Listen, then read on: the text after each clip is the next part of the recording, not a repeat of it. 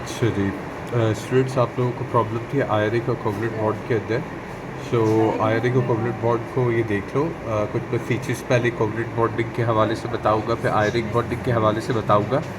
आप उसको अच्छे तरीके से देख लोगे तो आप लोगों को फिर प्रॉब्लम नहीं होगी। ना क्वेश्चन को सॉल्व करने में मसला होगा, ना ही आइडेंटिफाई करने में ये मसला होगा कि आया गिवन क्वेश्चन को आपने कोवलेंटली बॉन्ड करना है या आयरिकली बॉन्ड करना है, ये भी मसला नहीं होगा। ठीक है। अच्छा, अगर मैं यहाँ पे मेंशन कर देता हूँ,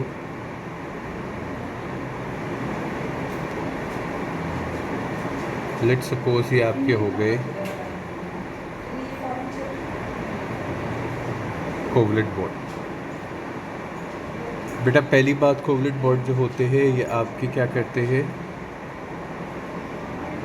ये शेयर करते हैं इलेक्ट्रॉन्स को। सबसे पहली चीज़ आपको पता होना चाहिए कि कोवलेंट बॉन्ड जो है वो इलेक्ट्रॉन्स को शेयर करते हैं। कोवलेंट बॉन्ड जो है वो किसके बीच में, यानी कि कौन से दो एटम्स होते हैं जो आपस में इलेक्ट्रॉन्स शेयर कर रहे होते हैं। Now this is the question.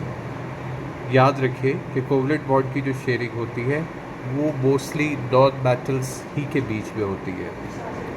किसके बीच में होती है? नॉन मेटल्स के बीच में होती है, यानी कि नॉन मेटल शेयर कर रहा होता है नॉन मेटल को।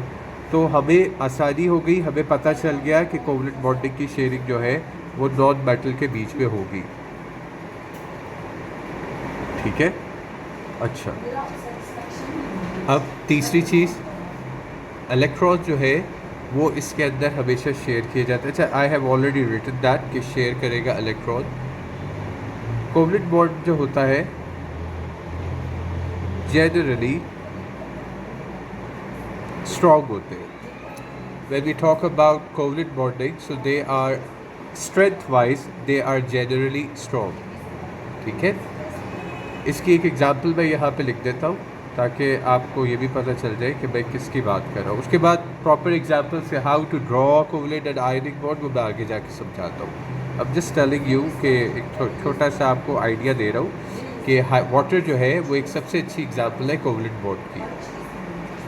अच्छा, अब देख लो कि आयनिक बॉन्ड क्या होता है।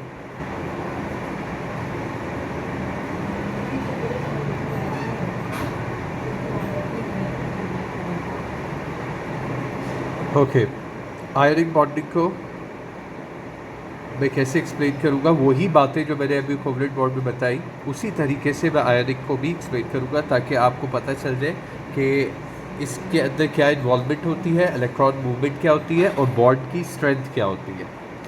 सबसे पहले आप देखें कि एटम्स जो होते हैं दे ट्रांसफ़र इलेक्ट्रॉन्स। एटम्स क्या करते हैं? दे ट्रांसफ़र इलेक्ट्रॉन्स। सबसे पहली चीज़ आयनिक के अंदर ट्रांसफ़र करते हैं इलेक्ट्रॉन। ऊपर देखो मैंने क्या कहा था कि वो शेयर करते हैं इलेक्ट्रॉन्स। इसमें मैं क्या कह रहा हूँ बेटा, वो ट्रांसफ़र करते हैं इलेक्ट्रॉन्स को। ठीक है।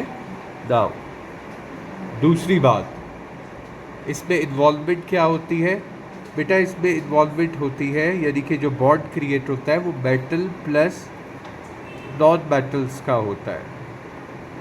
ठीक है। तीसरी चीज़, they are also like make a strong bond. ठीक है, but they are different nature but they make a strong bond, also make a strong bond. So चाहे कोवलेंट है चाहे आयनिक है, both make a strong bond. एक example देख लो इसकी, सोडियम क्लोराइड। ठीक है। अच्छा, इसके अंदर इन्वॉल्वमेंट किसकी होती है? पॉजिटिव पॉजिटिव आयन की किसके साथ? नेगेटिव आयन्स के साथ। ठीक है, इन्वॉल्वमेंट पॉजिटिव आयन की नेगेटिव आयन के साथ होगी।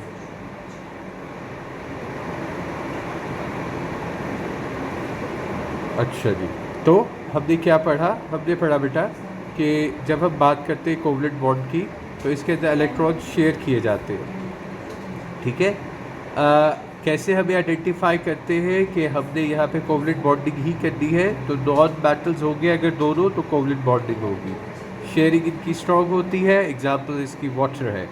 जब मैं बात करता हूँ आयनिक बॉन्डिंग की, सो आयनिक बॉन्डिंग जो होती है, एटम्स जो होते हैं ट्रांसफ़र होते हैं, they do not share, they transfer the electrons. और इसमें एग्जाम्पल देख लो कि अगर एक मेटल होगा तो दूसरा नॉन मेटल होगा, then we can do ionic bonding. इस कंडीशन में हम आयनिक बॉन्डिंग कर सकते हैं, और ये बहुत स्ट्रॉन्ग बॉन्ड होता है। इसका भी एक कॉमन एग्जांपल है सोडियम क्लोराइड।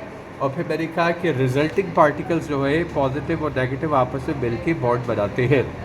अच्छा, यहाँ तक तो बात हो गई भाई, ये बात तो हो गई कि आयनिक बॉन्ड क्या है एंड कोवलेंट बॉन्ड क्या है। ठीक है, अब हम देखेंगे इसकी एग्जांपल्स जो कि आप लोगों को बहुत ज़्यादा प्रॉब्लम कर रही है। अच्छा,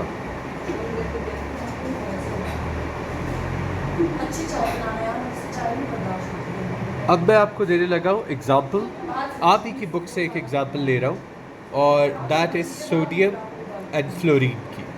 किसकी एग्जाम्पल ले रहा हूँ? NaF की। ये आपकी बुक के अंदर क्वेश्चन भी दिया हुआ है, और वहाँ से ही मैं एग्जाम्पल ले रहा हूँ। फर्स्ट ऑफ ऑल क्वेश्चन लिखा हुआ है आपके लिए कि draw dot and cross structure. Question उससे लिखा है यहाँ पे, draw dot and cross structure for NaF।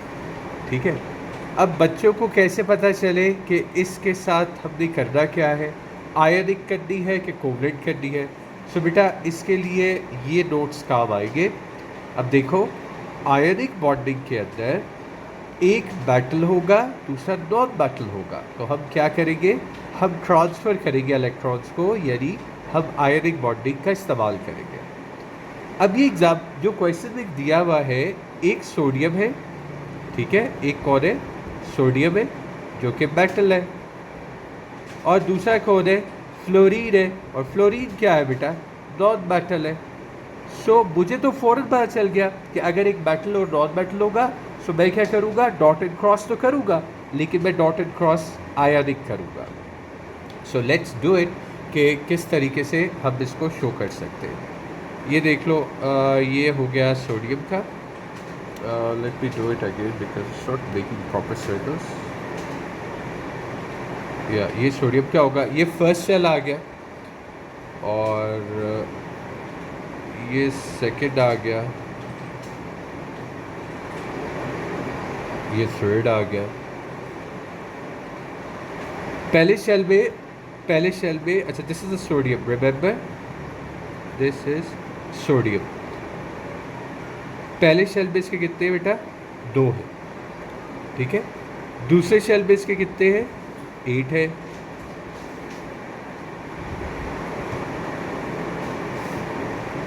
दूसरे शेल में कितने? 8 है। बाकी रिमेनिंग इसके पास रह कितने गए? जब हम बात करते हैं सोडियम की, तो सोडियम में 8, 9, 10, 11 तो इलेक्ट्रॉन्स होते हैं। सो इट क्लियरली मीन्स कि it has only 1 electron in its outer most shell. ठीक है, कितने इलेक्ट्रॉन्स रह गए? 1 इलेक्ट्रॉन रह गया। अब क्योंकि हम आयनिक बॉन्डिंग कर रहे हैं, तो दूसरा जो नॉन मेटल है वो है फ्लोरीन। सो फ्लोरीन को अब हम ड्रॉ कर लेते हैं। ये इसका फर्स्ट हो गया, ये इसका सेकंड हो गया।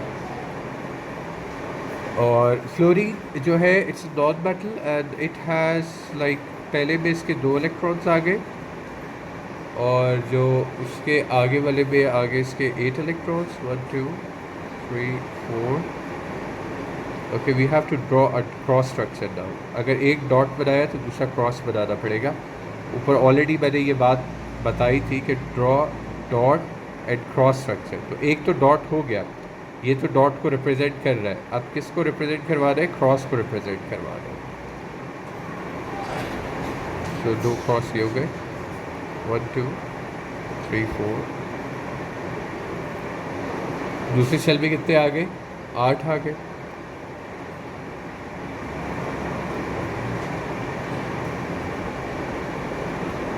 तीसरे शेल में कितने आ जाएंगे? 1 2 3 4 5 6 7 आ जाएंगे।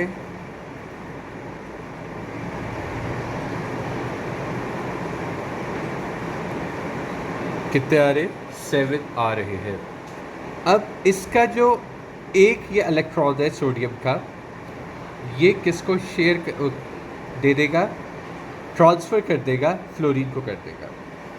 जो एक इलेक्ट्रॉन है सोडियम का, वो बेटा क्या कर देगा? ट्रांसफ़र कर देगा फ्लोरीन को, बिकॉज आयनिक बॉन्डिंग के अंदर इलेक्ट्रॉन्स ट्रांसफ़र होते हैं, ना कि शेयर होते हैं। सही। सो आप देख सकते हो कि इसने ये वाला इलेक्ट्रॉन ट्रांसफ़र कर दिया है फ्लोरीन को। अब इसका जो दूसरा स्ट्रक्चर है वो मैं नीचे ड्रॉ कर रहा हूँ। यहाँ पे जगह थोड़ी कम है, इसलिए मैं यहाँ पे नीचे ड्रॉ कर रहा हूँ। कोशिश करना आप लोग एक ही हॉरिजॉन्टल लाइन में ड्रॉ करना।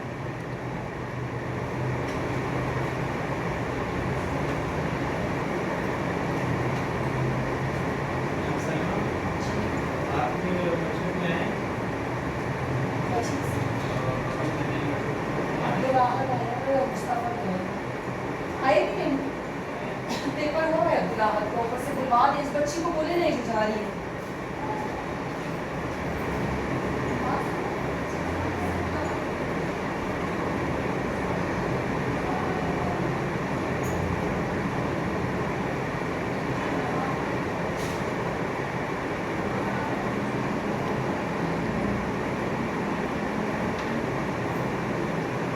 अच्छा, अब देखो बेटा, आपके पास सोडियम के अंदर जो आउटर मोस्ट शेल था, उसके पास एक इलेक्ट्रॉन था।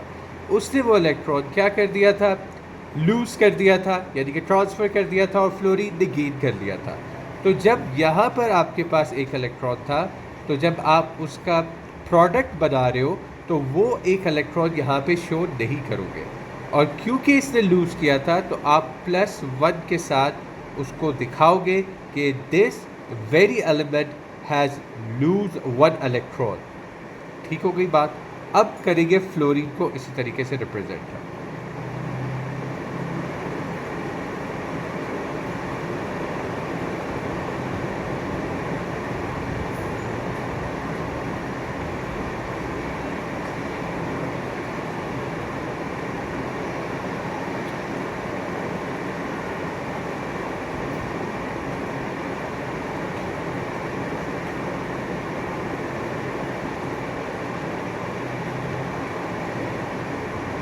ये है फ्लोरीन, फर्स्ट में 2,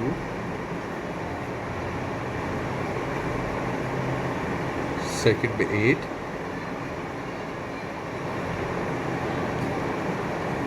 और थर्ड में भी 8। अब आप देखो कि ये वो वाला इलेक्ट्रॉन है जो कि उसने सोडियम से गेन किया था। सोडियम ने क्या किया था? लूज़ किया था, और फ्लोरीन ने क्या किया था? गेन किया था। सोडियम ने लूज़ किया, इसलिए उसके ऊपर प्लस चार्ज आ गया, और फ्लोरीन ने गेन किया तो उसके ऊपर माइनस चार्ज आ गया। आप ये देख सकते हो एक व्यू में कि किस तरीके से सोडियम के पास एक इलेक्ट्रॉन था उसके आउटर मोस्ट शेल में, फ्लोरीन को एक इलेक्ट्रॉन चाहिए था उसके आउटर मोस्ट शेल में।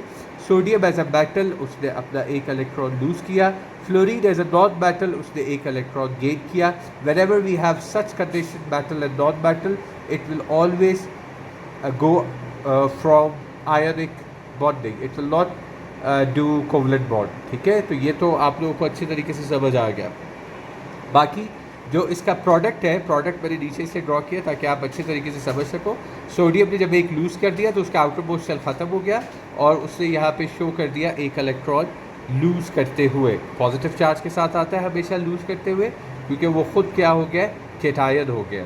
और यहाँ पर फ्लोरीन ने एक इलेक्ट्रॉन गेन किया है, और उस खुद क्या हो गया? वो एनायन हो गया। इस वजह से यस यू कैन सी कि उसने यहाँ पे सोडियम का एक इलेक्ट्रॉन गेन भी किया हुआ है। अब हम चलते हैं कोवलेंट बॉन्डिंग की तरफ। इसकी एग्जांपल कोवलेंट बॉन्ड की मैंने यहाँ पे CH4 लिखी है। इसको करने से पहले एक दफ़ा दोबारा से कोवलेंट बॉन्ड को अच्छे तरीके से रिवाइज कर लो कि कोवलेंट बॉन्ड हमेशा इलेक्ट्रॉन्स को शेयर करेंगे। हमें कैसे पता चलेगा कि हमने डॉट एंड क्रॉस स्ट्रक्चर जो ड्रॉ करना है वो कोवलेंट बॉन्ड ही के लिए करना है, तो इसमें एक नॉन मेटल होगा और दूसरा भी नॉन मेटल होगा, both will be other non metals. ठीक है, एक एग्जांपल मैंने यहाँ पे वाटर की दी थी, but the example which we are actually doing is CH4। Now let's do it. मैं क्या कह रहा हूँ, मैं कह रहा हूँ कि अगर मैं देख रहा हूँ कार्बन को, तो कार्बन कौन है? Carbon is non metal. Hydrogen कौन है? Hydrogen is also non metal. ठीक है, बिकॉज मेटल जो होते हैं वो लिक्विड में होते हैं। अगर ये फर्स्ट उसमें है, बेशक ये फर्स्ट ग्रुप में है, लेकिन इसका मतलब ये नहीं है कि ये मेटल है। ठीक है, हाइड्रोजन जो है this is also a non metal. तो अब मैं करूँगा क्या, मैं कार्बन एटम को, जो मेरे पास सिर्फ एक है, कार्बन एटम कितना है मेरे पास? एक है। अच्छा, इसके अंदर पूरी जो बोहर मॉडल बनाने की ज़रूरत नहीं होती, पूरे का पूरा बोहर मॉडल शो करने की ज़रूरत नहीं होती, सारे शेल्स बनाने की ज़रूरत नहीं होती। लाइक हमने K shell, L shell, M shell बनाने की ज़रूरत नहीं होती, हम सिर्फ वैलेंस शेल बनाते हैं। इसमें कौन सा शेल बनाते हैं? वैलेंस शेल, यानी कि आउटर मोस्ट शेल से बना लो। ठीक है, आउटर मोस्ट शेल बना लो। आउटर मोस्ट शेल सबसे बाहर वाला शेल इसमें ड्रॉ कर लो और आपने कुछ भी ड्रॉ नहीं करना। अच्छा, अब आउटर मोस्ट शेल में जब हम कार्बन की बात करते हैं, हम कार्बन को देखते हैं, तो कार्बन के अंदर आउटर मोस्ट शेल के अंदर कितने इलेक्ट्रॉन्स हैं? 4 इलेक्ट्रॉन्स हैं। कार्बन के अंदर आउटर मोस्ट शेल में कितने इलेक्ट्रॉन है बेटा? 4 इलेक्ट्रॉन है। सो इसका मतलब हुआ कि अगर हम कार्बन को रिप्रेजेंट कर रहे हैं, लेट्स सपोज मैं कार्बन को किससे रिप्रेजेंट कर रहा हूँ? मैं कार्बन को डॉट से रिप्रेजेंट कर रहा हूँ।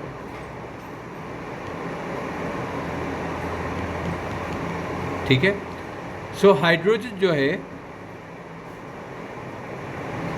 वो एक यहाँ पर आ जाएगा, दिस इज कार्बन। एक हाइड्रोजन यहाँ पे आ जाएगा, because we have 4 hydrogen atoms. एक हाइड्रोजन यहाँ पे आ जाएगा और एक हाइड्रोजन एटम यहाँ पर आ जाएगा।